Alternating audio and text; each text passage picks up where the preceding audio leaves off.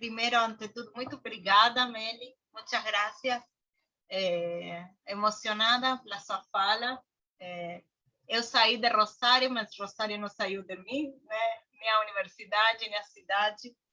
Então, queria primeiro, né, falar que estou muito emocionada e muito feliz, até já chorei, né, típico, né, de estar aqui nessa mesa, nesse importante encontro, né, que vai tratar, né, dessa articulação internacional sobre o serviço social radical, no caso aqui, né, da nossa América Latina, o serviço social crítico, como a gente conhece, como a gente trabalha. Muito grata de compartilhar essa mesa, né, com a Paula e com o Rodrigo, né, que são referências também no debate do serviço social latino-americano. Então, agradeço muito a coordenação desse evento no nível nacional, né, no nível internacional e no nível regional, né, destacando desde já a importância desse evento. Eu vou falar um pouquinho, né, em portunhol, eu acho que vai facilitar tanto, mas não é porque eu farei isso generosamente, sino porque eu falo portunhol normalmente, né, não tenho uma fala tão limpa assim no português, que é onde eu moro, onde eu trabalho, onde eu milito nesse momento da minha vida. Então, reafirmo uma vez mais a importância desse evento, dessas articulações, né, que a gente está fazendo, e da importância da gente estar aqui. Eu agradeço, né, também a oportunidade de poder socializar com vocês o que é o serviço social crítico hoje no Brasil, né, o que a gente está denominando hoje, o que a gente trabalha hoje por serviço social crítico aqui no Brasil.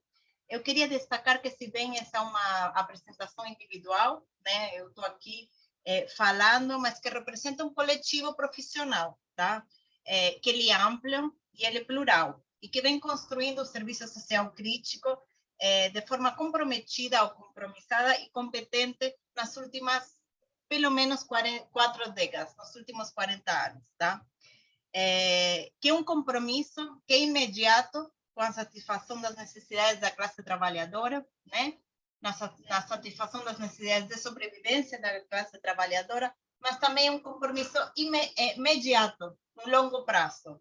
É um compromisso que tem a ver com satisfação de necessidades que não podem ser satisfeitas nessa sociedade, né? Como já nos lembrava Heller, né? Discípula de Lukács, né? Portanto, necessidades que só podem ser satisfeitas na sociedade que não seja do capital. Quando denominamos de serviço social crítico, seguimos a linha de análise de Lingucci. Que é crítico, né? Que falamos por crítico? É crítico ao sistema capitalista, mas não apenas ao estágio atual do sistema capitalista, não apenas ao estágio neoconservador e neoliberal do sistema capitalista. É crítico ao sistema em si, a forma que se produz e que reproduz as desigualdades. Então, quando estamos falando crítico, é crítico a isso. E isso se expressa na reprodução da questão social, se expressa nas suas múltiplas manifestações de classe, de raça, de gênero, de sexualidade, de religião, que voltaremos no final dessa apresentação. Meli, estou indo muito rápido ou está falando? Tá.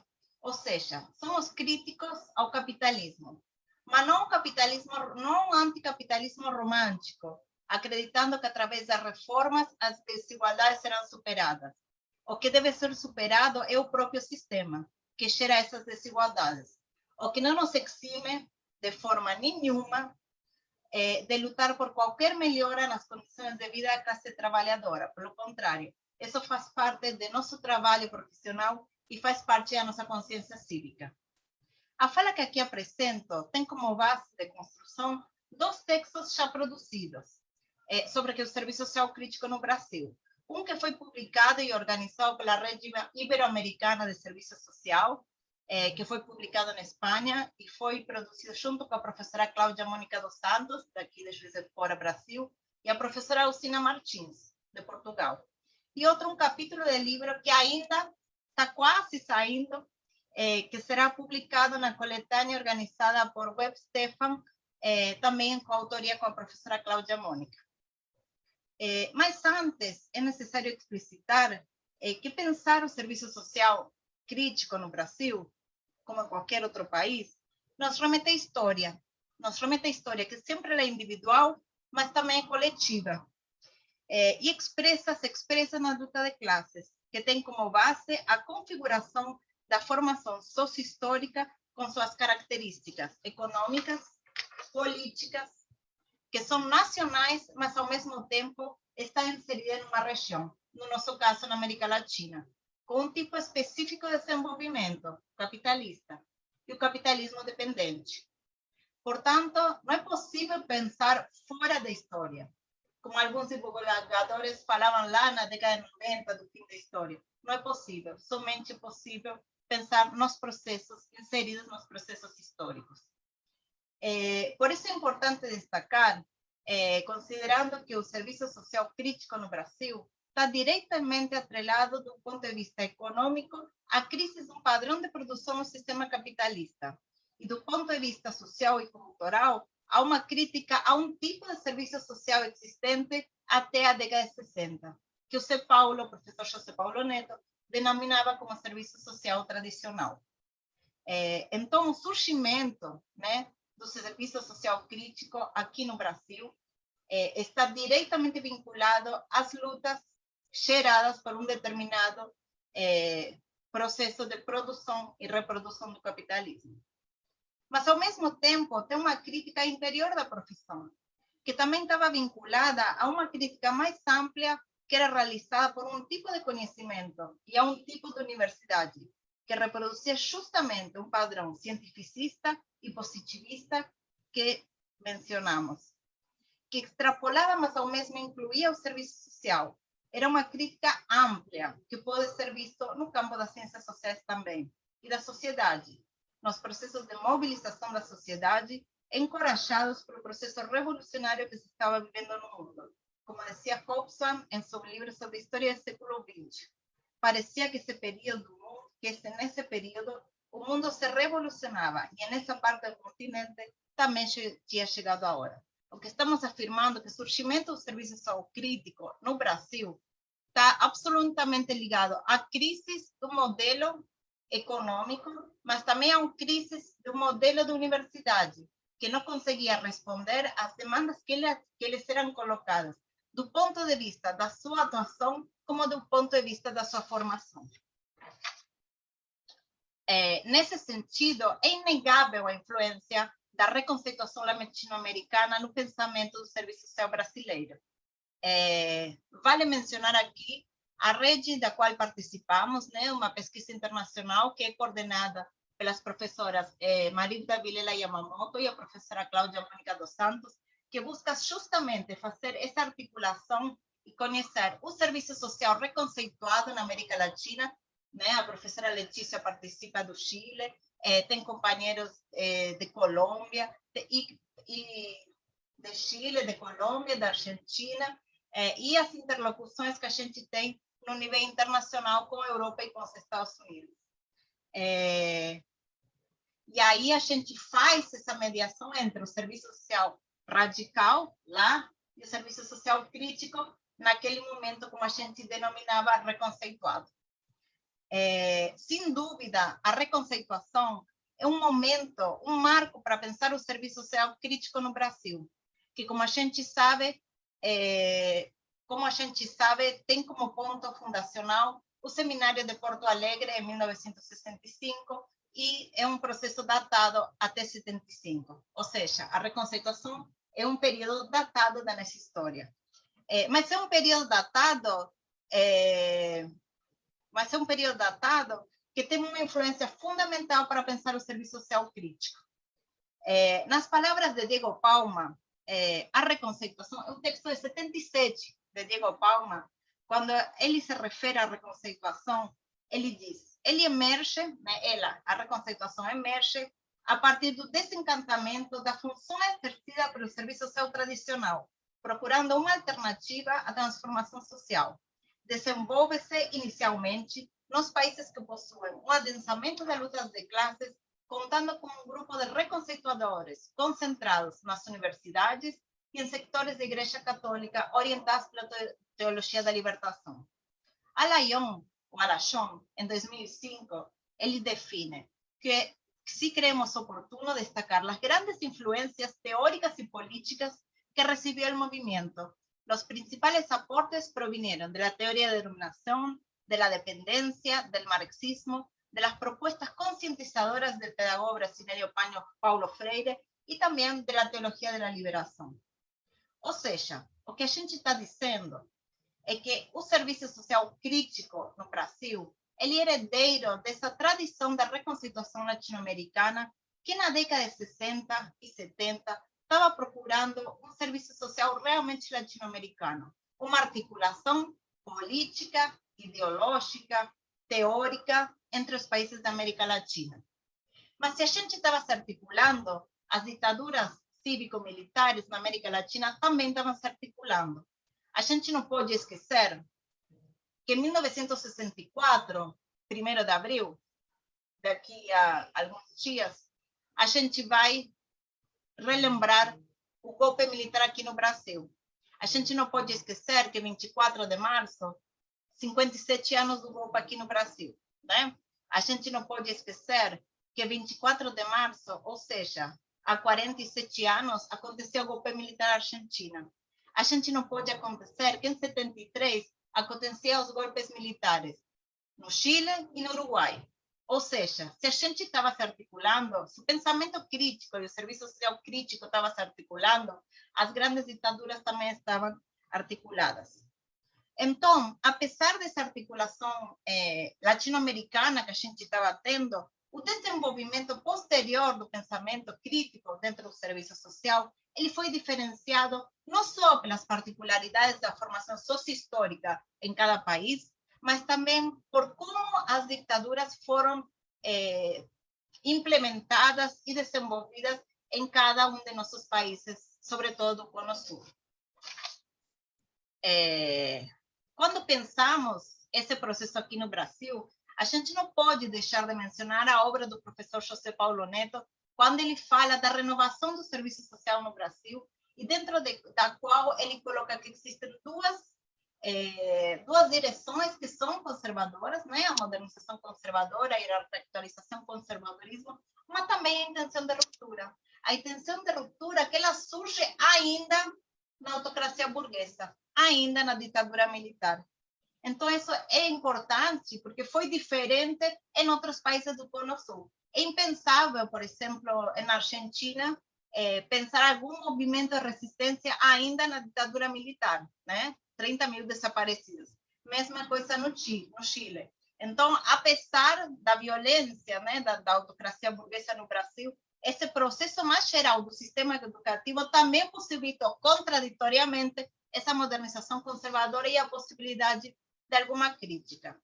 Aí a gente tem um exemplo muito claro, né? Aí a gente pode pensar no projeto da Escola de Serviço Social de Belo Horizonte, né? Conhecido como método BH, que faz uma similitude ou similaridade ou similitude, não me lembro como é que é, com a escola de Valparaíso, com a Católica de Valparaíso, né? E aí a gente tem os estudos da professora Rosângela Battistoni, Vicente Paulo Faleiros e, claro, de Letícia Arravancibia. A gente tem outro marco importante para pensar o serviço social crítico no Brasil, que é o Congresso da Virada, o terceiro Congresso da Virada, né? Que aconteceu em 79 no Brasil. É só um marco, porque muda a direção política da profissão no Brasil. E ela não acontece de forma mágica, né? Como a gente sempre, como a professora Marilda sempre nos chama a atenção. Ele é fruto de uma articulação política, sindical, que contou com o auxílio do CELAS, do Centro Latino-Americano de Serviço Social. E essa postura crítica, essa tendência crítica, vem se desdobrando, né, que tem como uma consolidação no plano acadêmico com a produção seminal da professora Marilda Vilela Yamamoto, que, como já dissemos, é uma articulação que vem produto, né, do CELAS. Mas chegando um pouco mais aos dias agora, sempre é importante recuperar a história, Mas voltando a pensar hoje, essa perspectiva crítica se explicita claramente no Brasil desde o ponto de vista da produção teórica, do ponto de vista da formação e da organização política profissional. Se a gente pensa na formação profissional, é claro, quando se constrói a partir da ABES, hoje conhecida como ABEPS, né? Hoje é a ABEPS, né? Porque incorpora a dimensão da pesquisa na nossa organização, da Associação Brasileira de Ensino e Pesquisa em Serviço Social, quando a partir da organização, né, das escolas, a nível regional e a nível nacional, através da BEPS, se faz o currículo mínimo para o serviço social. No Brasil, existe um currículo mínimo para todas as escolas de serviço social, que é diferente de outros países do nosso continente. Então, nessa formação, nesse currículo mínimo, queda evidente a postura crítica e a compreensão crítica da profissão para o serviço social. Na BEPS, nas diretrizes, se afirma que a questão social é a base de fundação socio-histórica para a profissão, entendendo que os conhecimentos devem ser sustentados em 3 núcleos de fundamentação interrelacionados: o de fundamentação teórico-metodológica da vida social, de fundamentação da formação socio-histórica da sociedade brasileira e a fundamentação do trabalho profissional.